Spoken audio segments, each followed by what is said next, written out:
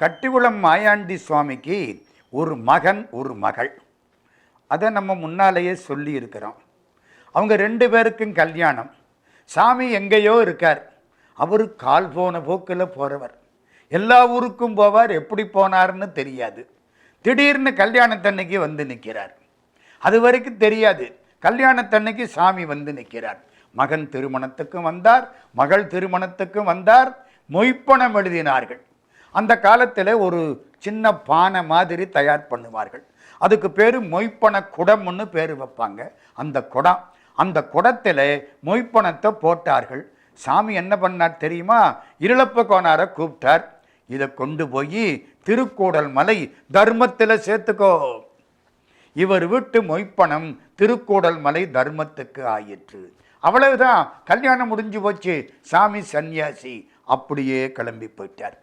விருதுநகரில் கந்தசாமி நாடார்னு ஒருத்தர், அவருடைய மனைவி ராஜம்மாள். சாமி அந்த வீட்டுக்கு போகிறார். ஏதோ அவங்க பண்ண புண்ணியம். தாயே கொஞ்சம் கஞ்சி ஊத்துறியா? அந்த அம்மாவுக்கு ரொம்ப மகிழ்ச்சி. கஞ்சி ஊத்தினார்கள். சாமி சாப்பிட்டார். இன்னைக்கு வரைக்கும் சோத்து கவலை கிடையாது, என்னைக்கும் சோத்து கவலை கிடையாது. அந்த குடும்பத்தார் சாமி மீது பக்தி மிக்கவர்களாக வாழ்ந்தார்கள். அந்த குடும்பத்திலே ராமலிங்கம் என்பவர் IAS பாஸ் பண்ணி மிகப்பெரிய பதவியில் இன்றைக்கும் இருந்து கொண்டிருக்கிறார். கட்டிக்குளம் சாமியினுடைய புகழ் எல்லா பக்கத்திலும் பரவுகிறது. சாமிக்கு ஜாதி எல்லாம் கிடையாது. உலகத்திலேயே 2 ஜாதி தான். ஒன்று ஆண் ஜாதி, இன்னொன்று பெண் ஜாதி. மற்றது பூரா நம்மளால் ஏற்பாடு பண்ணது தானே. சாமிக்கு இந்த பிரச்சனையே கிடையாது. எல்லா வீட்டுக்குள்ளேயும் போவார்.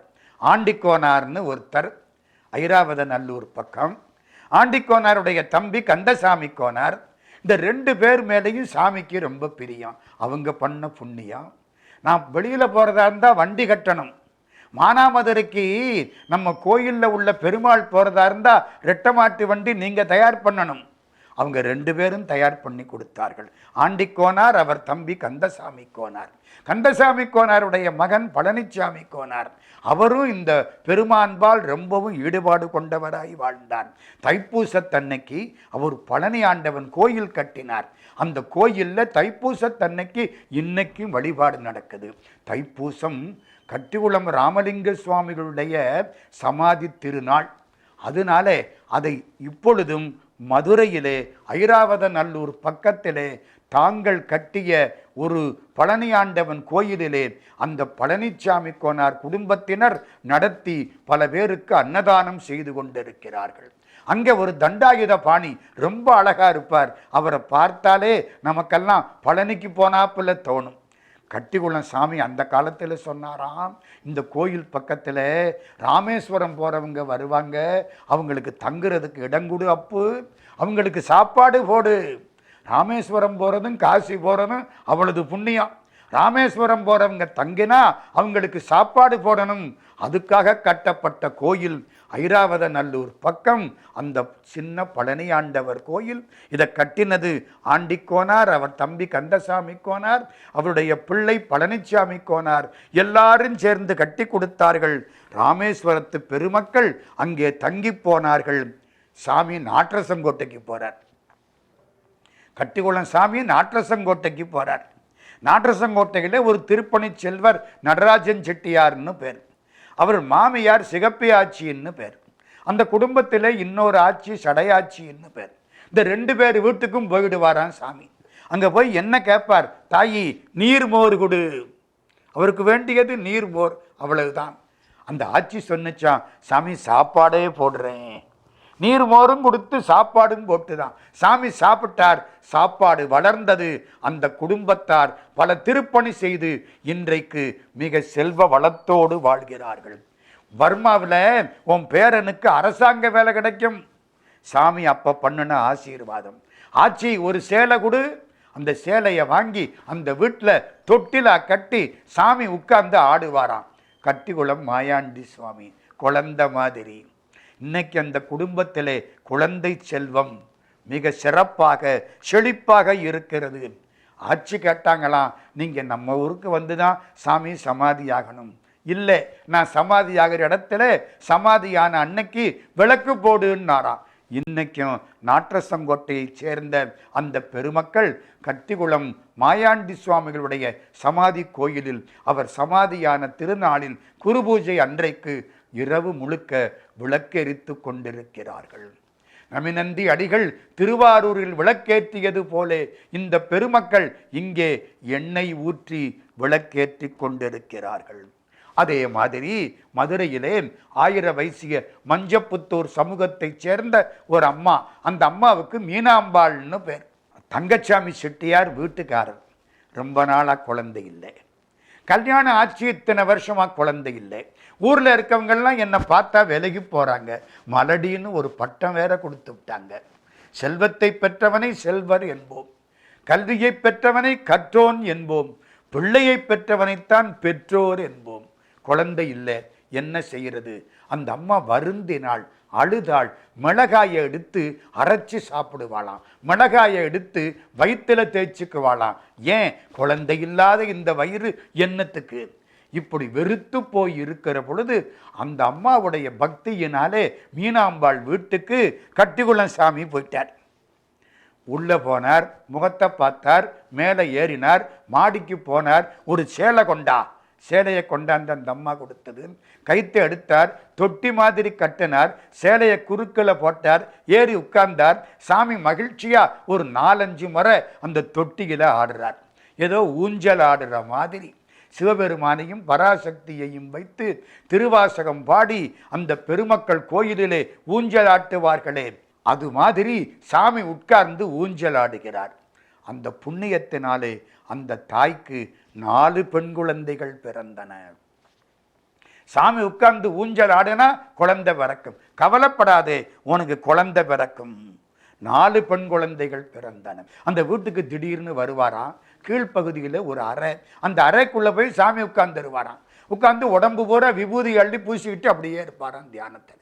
இன்னைக்கும் அந்த குடும்பத்தார் அந்த அறையில் ஒரு தண்டாயுதபாணி படத்தை வைத்திருக்கிறார்கள். சாமியுடைய கோவணம் வைக்கப்பட்டிருக்கிறது. சாமி அணிந்த திருநீர் அங்கே இருக்கிறது. அந்த அறையை இன்றைக்கும் அந்த பெருமக்கள் கட்டிக்குளம் மாயாண்டி சாமியினுடைய இருப்பிடமாக கருதி வழிபாடு செய்கிறார்கள். குருபூஜை அன்றைக்கு அவர்கள் வந்து சாப்பாடும் போடுகிறார்கள். தெற்காவணி மூல வீதியில் ASSM சோமசுந்தரன் செட்டியார் கடைன்னு இன்னைக்கு ஒரு கடை, மிக பிரபலமான கடை. அந்த காலத்தில் இந்த கடைக்கு தெற்காவணி மூல வீதி பின்பக்கமாக இருந்துச்சா. நான் இதை முன்னால் சொல்லியிருக்கிறேன். முன்பக்கம் எங்கே இருந்தது? செட்டிய தெருன்னு ஒன்று இருக்குது. மேலச்செட்டிய தெரு, கீழச்செட்டிய தெரு. மேலச்செட்டிய தெருவில் முன்பக்கம் இருக்கிறது. சாமி 1924 அந்த கடைக்கு போயிருக்கார். பாதையை மாற்றி வை. தெற்காவணி மூல வீதி பின்பக்கம் மாடு கட்டுவாங்க, செட்டிய தெரு முன்பக்கம், அந்த பக்கம்தான் உள்ளே வருவாங்க. மாற்றி வை, செட்டிய தெரு பின்பக்கமாக இருக்கட்டும், தெற்காவணி மூல வீதி முன்பக்கமாக இருக்கட்டும். முன்பக்கத்தை மாற்றி 1924 கடையை திருப்பி வை. விளக்கேற்று கொடுத்தார் சாமி. அந்த விளக்கு இன்றைக்கும் ASSM சோமசுந்தரன் செட்டியார் கடையிலே தெற்காவணி மூல வீதியில் எரிந்து கொண்டிருக்கிறது. செட்டியார் கேட்டாராம், சாமி எனக்கு பிள்ளை வேணும். குழந்தை வேண்டாம்னு நம்ம ஏற்பாடு பண்ணலாம், குழந்தை வேணும்னு கடவுள் கொடுத்தாத்தான் முடியும், வேற வழியே கிடையாது. சாமி எனக்கு குழந்தை வேணும், செல்வம் இருக்கு, குழந்தை வேணும். சாமி சொன்னாராம், உனக்கு பிள்ளை தானே, கரையாத பிள்ளை, அழாத பிள்ளை தர்றேன். எது அழாத பிள்ளை, எது கரையாத பிள்ளை? சாமி ஒரு பிள்ளையாரை கொண்டே கொடுத்தாராம். அந்த பிள்ளையார் இன்றைக்கும் தெற்காவணி மூல வீதியில் ASSM சோமசுந்தரன் செட்டியார் கடையிலே இன்றைக்கும் இருக்கிறார். கடைக்கு போகக்கூடிய பெருமக்கள் பிள்ளையாரை கும்பிட்டு தங்களுக்கு நல்ல ஒரு வழிபாட்டை செய்து பிள்ளையாருடைய திருவருளுக்கு பாத்திரமாகிறார்கள். சோமசுந்தரன் செட்டியார் தன் அண்ணன் மகள் அரசம்மாவை எடுத்து வளர்த்தார். அந்த அரசம்மாவுக்கு கல்யாணம் ஆகணும். கட்டிக்குளம் சாமி அங்கே போயிட்டார். ஒவ்வொரு வீட்டுக்குள்ளையும் போய் இவர் நிறைய செயல்பாடுகள் செய்திருக்கிறார். நமக்கு தெரிஞ்சது கொஞ்சம், தெரியாதது ரொம்ப. கற்றது கைமண்ணளவு, கல்லாதது உலகளவுன்ன மாதிரி தெரிஞ்சதை மட்டும் நான் சொல்லிக்கிட்டு இருக்கேன். இன்னும் நிறைய செய்திகள் இருக்கலாம். சோமசுந்தரம் செட்டியாருடைய அண்ணன் மகள் அரசம்மாள். அவளை எடுத்து வளர்த்தார். கல்யாணம். சாமி அங்கே போனார். உன் கழுத்தில் போட்டிருக்க பவள மாலையை கொடு. அந்த அம்மா பவள மாலையை கொடுக்க வாங்கிக்கிட்டு வந்துட்டார். எங்கேயோ நடந்து போகிறார். மானாமதுரைக்கு பக்கம் கிணத்துல 2-3 பெண்கள் தண்ணி எடுக்கிறாங்க. ஒரு பெண்ணை போய் பார்த்தார். இப்படி பார்த்தார். இந்த மாலையை காமிச்சார். இந்த மாலை மாதிரி அழகான பொண்ணு உன் பையனுக்கு வேணுமா? அந்த அம்மாவுக்கு ஒன்றும் புரியலை. யாரோ ஒரு சாமியார் இப்படி வந்து என் பையனுக்கு பொண்ணு சொல்கிறாரே. கூட்டிக்கிட்டு போனால் அந்த பையன் ஒப்புக்கொள்ள அரசம்மாவுக்கும் அந்த பையனுக்கும் திருமணம் நடக்க சாமி இருந்து கல்யாணத்தை நடத்தி வைக்கிறார். எல்லா மங்களங்களும் சித்தர்கள் செய்வார்கள். நீங்கள் வழிபட்டால் உங்கள் இல்லத்திலே வந்து சகல செல்வ யோகமிக்க பெருவாழ்வு, தகைமை, சிவஞானம், முக்தி, பரகதியும் கொடுக்கக்கூடியவர்கள் சித்தர்கள். சாமி ஏற்பாடு செய்தார். ஒரு 10-12 மாதம் ஆச்சு. அந்த அம்மாவுக்கு குழந்தை பிறந்தது. அரசம்மாளுக்கு குழந்தை பிறந்தது. பின்பக்கத்தில் குழந்தை, அதாவது தெற்காவணி மூல வீதி கடைக்கு பின்பக்கம். அந்த காலத்தில் சாமி சொல்லி அதை முன்பக்கமாக மாற்றியாச்சு. குழந்தை பிறந்தது. குழந்தை பிறந்த உடனே குழந்தை பிறந்த அறையில் அந்த பிள்ளையார் இருந்தது. எல்லாரும் என்ன சொன்னாங்க? இது குழந்தை பிறந்த இடம், தீட்டு, பிள்ளையார் இருக்கக்கூடாது. கட்டிக்கொள்ளன் சாமி சொன்னார், பிள்ளையாரை எங்கே வேணாலும் வைக்கலாம், பிள்ளையாருக்கு தீட்டு கிடையாது, பிள்ளையார் அப்படியே இருக்கட்டும். மற்ற தெய்வங்களை விட எளிமையான தெய்வ திருமேனி பிள்ளையார் திருமேனி. நீங்கள் அதை சந்தனத்திலையும் பண்ணலாம், சாணியிலையும் பண்ணலாம், எதில் வேணாலும் பண்ணலாம். வெள்ளருக்கு வேரில் பண்ணலாம், கல்லில் பண்ணலாம், செம்பில் பண்ணலாம். ஏன் ஒரு படமாக்கி பையில் வச்சுக்கலாம். பிள்ளையார் பட்டி கற்பக பிள்ளையார் எத்தனை பேர் பையில இருக்கிறார் தெரியுமா? அந்த இடத்திலே அவருக்கு ஆற்றல் உண்டு. காஞ்சி பரமாச்சாரியார் பெரியவர், 100 ஆண்டு வாழ்ந்த புண்ணியவான் சந்திரசேகரேந்திர சரஸ்வதி சுவாமிகள் கூறுவார்கள், மற்ற தெய்வங்களை பிரதிஷ்டை பண்ண வேண்டுமானால் அஷ்டபந்தனம் 8 மருந்துகளை வைத்து சாத்த வேண்டும். பிள்ளையாருக்கு அதெல்லாம் கிடையாது. நீ எந்த இடத்தில் வைத்தாலும் அவர் ஆற்றல் வாய்ந்தவராக உட்காருவார். ஒரு ஆள் எங்கிட்ட வந்து கேட்டான், சார் பிள்ளையார் எங்கே வேணாலும் வைக்கலாம்ங்கிறீங்களே, நான் படுக்கை அறையில் பிள்ளையாரை வச்சுக்கட்டுமா? நான் சொன்னேன், நல்லா வச்சுக்கோ, பிறக்கிற பிள்ளை உன்ன மாதிரி பிறக்காம அறிவுள்ள பிள்ளையா பிறக்கும். பிள்ளையாருக்கு அந்த ஆற்றல் உண்டு. 5 கரத்தனை, ஆனை முகத்தனை, இந்து இளம்பெறை போலி மெயிற்றனை, நந்தி மகந்தனை, ஞான கொழுந்தினை புந்தியில் வைத்தடி போற்றுகின்றேன். கொழுந்தாயிருப்பவர் பிள்ளையார். பிள்ளையாரை எச்சியலை போடுற இடத்துல கூட வைக்கலாமா? அதுக்கு பேர் தெரியுமா? உச்சிஷ்ட கணபதின்னு பேர். உச்சிஷ்டம்னா எச்சில்னு அர்த்தம். இலங்கையிலே விபுலானந்தர் யாழ் நூல் எழுதுகிறார். விபுலானந்தர் பெரிய ஞானி, ரொம்ப படித்தவர். யாழ் நூல் எழுதுகிற பொழுது ஏதோ சந்தேகம் வந்துருச்சு. சந்தேகத்தை தீர்த்து வைக்கிறதுக்கு அவரை விட அறிவாளி கிடையாது. என்ன செய்வார்? ராத்திரி முழுக்க சந்தேகம். காலையில் எழுந்தார், சாப்பிட்டார். சாப்பிட்ட இலையை போடுறதுக்கு எச்சி இலை போடுற இடத்துல கொண்டு இலையை போட்டார். கால் தடுமாறி கீழே விழுந்தார். எதிர்த்தாப்புல ஒரு பிள்ளையார் உட்கார்ந்து இருக்கார். எச்சி இலை போடுற இடத்துல உட்கார்ந்த அந்த பிள்ளையாருக்கு உச்சிஷ்ட கணபதின்னு பேர். அவருடைய திருவடியிலே இவருடைய காலும் தலையும் போய் படுற மாதிரி அப்படி விழுந்துட்டார். கை, தலை எல்லாம் அவர் காலில் போய் விழுந்தது. அப்படி பார்த்தார், என்ன சந்தேகம் நேற்று ராத்திரி வந்ததோ அந்த சந்தேகம் இப்போ தீர்ந்து போயிற்று. பிள்ளையார் ஒரே பார்வையினாலே இவருக்கு எல்லா ஞானத்தையும் கொடுக்கிறார். அது மாதிரி பிள்ளையாரை எங்கே வேணாலும் வச்சு கும்பிடலாம். சாமி என்ன சொன்னார்?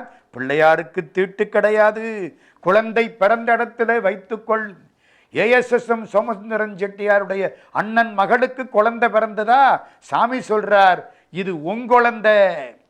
சோமசுந்தரம் செட்டியாரை பார்த்து, இது உன் குழந்தை.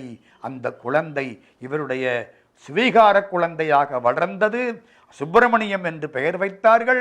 அந்த குடும்பம் செல்வமும் செல்வாக்கும் உள்ள குடும்பமாக தெய்வ திருப்பணிகளை இன்றைக்கும் செய்து கொண்டிருக்கிறது. சாமி இவ்வளவு செய்தாரா? 70 வயசு. கட்டிக்குளம் சாமிக்கு 70 வயசு. சாமி இருந்த பொழுது அங்கே சோமப்பான்னு ஒருவர் வந்தார். அவரை நம்ம அடுத்தாப்புல சிந்திப்போம். சித்தர்களுக்கு கணக்கே கிடையாது. திருவண்ணாமலையிலே 2 சித்தர்கள் ஒரே நேரத்தில் புகழ்கொடி நாட்டி பறக்கச் செய்தார்கள். யார் 2 பேர்? ஒருத்தர் சேஷாத்திரி சுவாமி, இன்னொருத்தர் பகவான் ரமணர். சேஷாத்திரி சுவாமிக்கு பிள்ளையார்னு பேராம், பகவான் ரமணருக்கு முருகன்னு பேராம். இந்த 2 பேரும் அந்த காலத்தில் இருந்தார்கள். அதே மாதிரி மதுரைக்கு பக்கத்திலே திருக்கூடல் மலை, அந்த மலையிலே 2 பேர் வாழ்ந்தார்கள். ஒரு ஞானிக்கு பெயர் கட்டிக்குளம் மாயாண்டி சுவாமி, இவர் விநாயகர் மாதிரி. இன்னொரு ஞானிக்கு பெயர் சோமப்பா சுவாமி, அவர் முருகன் மாதிரி. கட்டிக்குளம் சாமி 1928 புரட்டாசி மாதம் 6ஆம் தேதி வெள்ளிக்கிழமை. சாமி பிறந்தது 1858. இப்போ 1928. சாமிக்கு 70 வயசு. இளம்பாடிங்கிற ஊர், அந்த ஊர்ல சாமி தியானத்திலே ஆழ்ந்தார். சமாதி யோகம்னு பேர். 10 நாள், 15 நாள், 1 மாசம், 6 மாசம், 1 வருஷம் அப்படியே சமாதியில் இருப்பார். சதாசிவ பிரம்மேந்தரால் இப்படி பல ஆண்டு காலம் சமாதியில் வாழ்ந்தவர். சாமி சமாதி யோகத்திலே இருக்கார். திடீர்னு கொஞ்ச நாள் சென்று முழிச்சார். இன்னும் 2 வருஷத்திலே இந்த கட்டை அடங்கிவிடும். அப்பவே சொன்னார். 1928 சொன்னாரா? 1930 புரட்டாசி மாதம் 10ஆம் தேதி வெள்ளிக்கிழமை. நவராத்திரி தொடங்கி நடந்து கொண்டிருக்கக்கூடிய சமயம். சாமி வந்தார். திருக்கூடல் மலைக்கு பக்கத்திலே கிழக்கு நோக்கிய இடத்தை தேர்ந்தெடுத்தார். அளந்து பார்த்தார். பல பெருமக்களை அழைத்து வந்தார். குழிவட்டச் சொன்னார். உள்ளே படுத்தும் பார்த்தார்.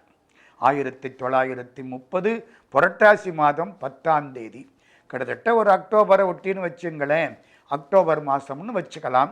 புரட்டாசி மாதம் 10ஆம் தேதி வெள்ளிக்கிழமை படுத்து பார்த்தாரா? 11ஆம் தேதி ராத்திரி இருளப்பக்கோனாருடைய திருமேனியில் தன்னுடைய திருமேனியை சாய்த்தபடி பெருமான் சமாதி அடைந்து விட்டார். அந்த வரலாறுகளை எல்லாம் நாம் முன்னர் பேசியிருக்கிறோம். சமாதியானவரை கொண்டு வந்து கட்டிக்குளத்துக்கு போக வேண்டும் என்று சில பேர் சொல்ல, சில பேர் இங்கேதான் வைக்க வேண்டும் என்று சொல்ல, சாமியின் உடம்பு வீங்கி போக இனிமேல் கட்டிக்குளம் போக முடியாது என்று மதுரையில் திருக்கூடல் மலைக்கு பக்கத்திலே அவர் தேர்ந்தெடுத்த அந்த இடத்தில், அந்த குழியில் அந்த சுவாமியை சமாதி வைத்தார்கள்.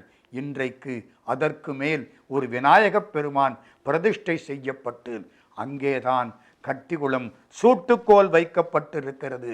அந்த பெருமான் அந்த இடத்திலே இன்றைக்கும் தொடர்ந்து அருளாட்சி செலுத்தி கொண்டிருக்கிறார்.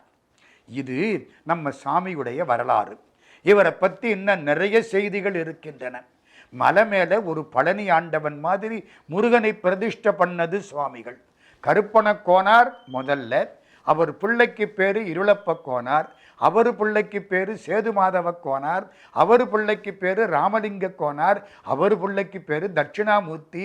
இந்த 5 பேரும் தலைமுறையாக இன்றைக்கும் அந்த பெருமானுடைய திருப்பணியை, அந்த ஆலயத்தை மிகச் சிறப்பாக தொடர்ந்து நடத்தி கொண்டிருக்கிறார்கள். அந்த பெருமான் எல்லோருடைய கனவிலும் காட்சி அளிக்கிறார். துன்பம் வரும் பொழுது கட்டிக்குளம் மாயாண்டி சுவாமிகளை நினைத்து கொள்ளுங்கள்.